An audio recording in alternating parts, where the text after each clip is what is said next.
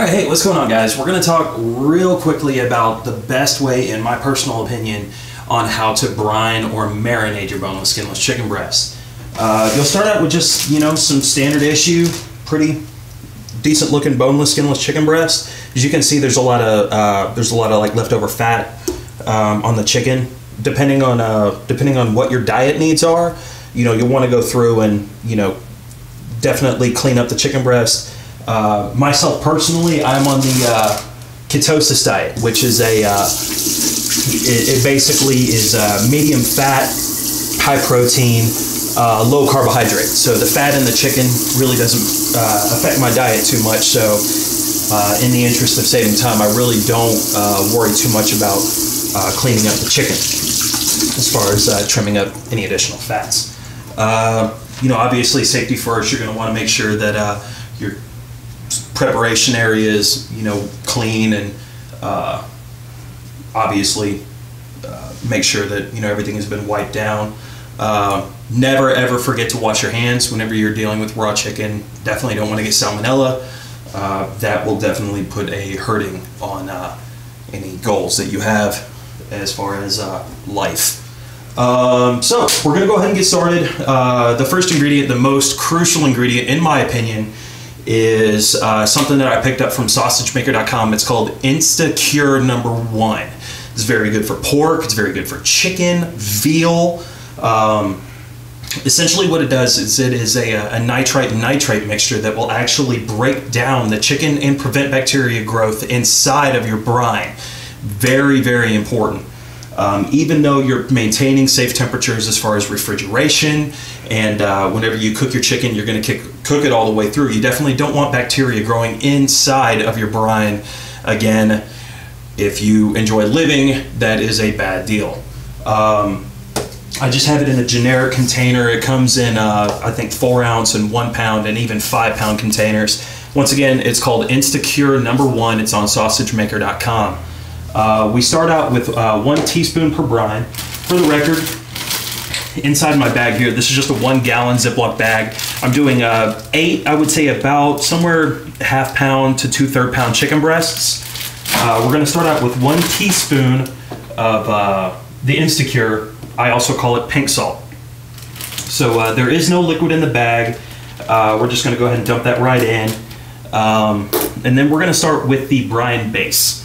The brine base, you're basically going to start with 1/3 cup of salt and 1/3 cup of sugar.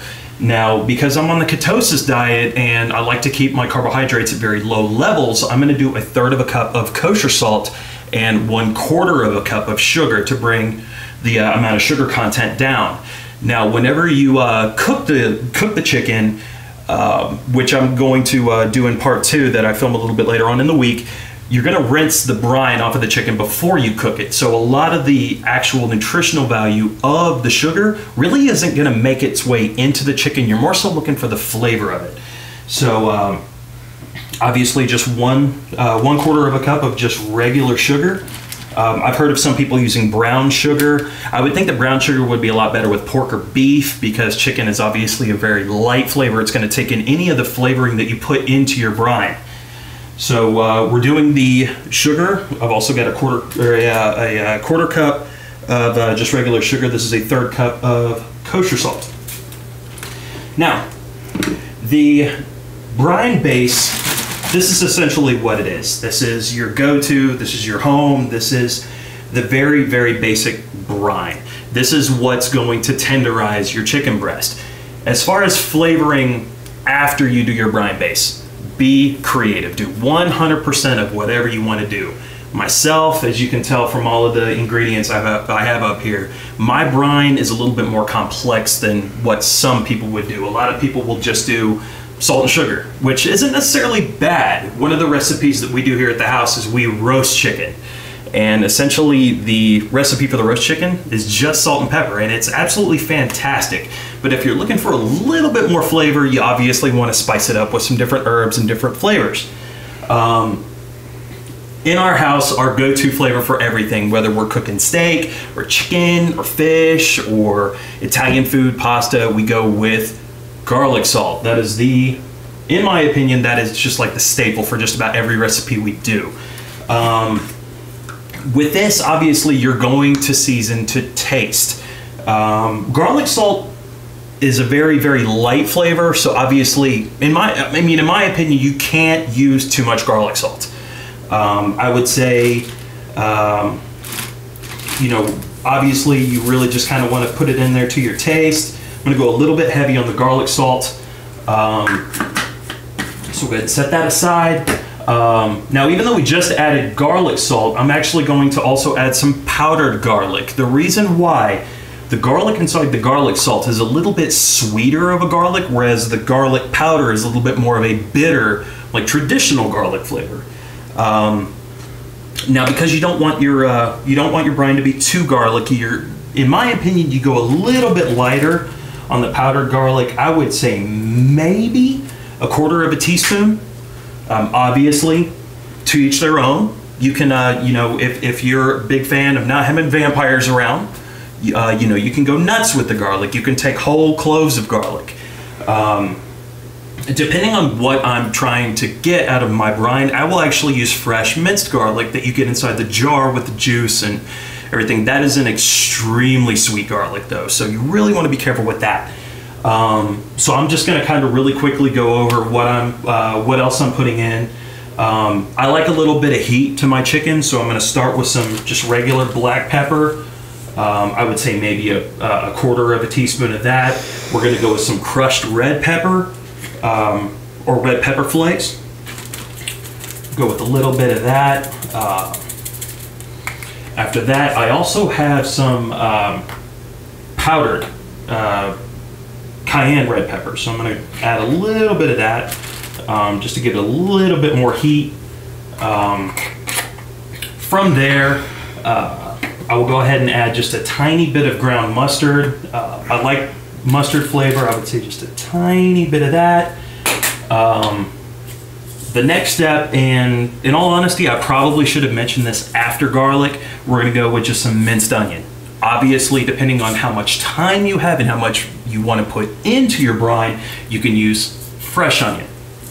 So I will say minced onion is a very light flavor. I would say maybe a tablespoon to a tablespoon and a half.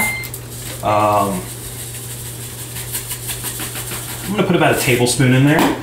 And then you start getting into your herbs. I'm going to keep it very simple. I'm going to use a tiny bit of ground thyme, a little bit of oregano. So we're going to start with a little bit of thyme. The last time I did brine, I went a little bit heavy-handed on the thyme, and you could definitely taste it inside of the chicken. It definitely wasn't bad, but it was a very, very strong thyme taste. Was not a good time. The last ingredients I'm going to go with on this particular brine, I'm going to use a little bit of Worcestershire sauce. I would say maybe a couple of tablespoons of Worcestershire or Worcestershire sauce. And I like a little bit of citrus in my brine, so I'm going to use just a tick of lemon juice. And from there, that is all of the ingredients that I want to put in this brine. Obviously, like I've said, go nuts. I mean, the most important thing is your brine base. You want to do your sugar, you want to do your salt, and you definitely want to go with the Instacure. I do not work for sausagemaker.com. I've only found a fantastic product that makes all the difference in the world whenever you're doing any kind of brine of turkey or chicken or pork. So from there, as you can see, we've got everything just mixed up in the bag. From here, we don't really need to worry too much about the herbs just resting on the chicken, because the next thing we're going to add is just regular tap water. You're going to want to make sure that your water's cold before you let it in, because you don't want the chicken cooking inside of the bag.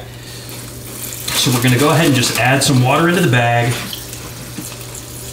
Again, I'm using a 1 gallon Ziploc bag. I've also got it in a mixing bowl here, because whenever I put it in the fridge, don't want to make a mess. So from there, you just kind of want to give your bag a little, a little shaky shake, a little spin, a little twirl, a little juke, jive, and wail if you want. From here, the most important thing, definitely open up just a bit of your bag. and give it a good smell. You want to make sure that you have your seasoning set the way you want before you let your chicken sit for too long. Obviously, the longer it sits in the brine, the more of the flavor characteristics the chicken is going to take on. So this is actually a very, very mild brine. Usually I would go with, it really just depends on what day of the week and kind of how I'm feeling on that day as to what I would go for with my brine. I probably could go a little bit more heavy-handed on the pepper inside this. However, we're going to go ahead and just let this sit as it is. The next step, I usually brine my chicken for 48 hours before I grill it. With this particular batch, I've been kind of lazy this week, so unfortunately, I'm only going to have one day to let this sit. What you're going to want to do is take your chicken, put it right here inside your fridge. Make sure everything's tucked inside the bowl, and just let it sit. I would say probably once or twice a day, just go in and kind of jiggle up the bag and make sure that that all the herbs and spices and everything are all mixed up inside the bag. Let it sit, and we'll grill it up in our next video. Appreciate it.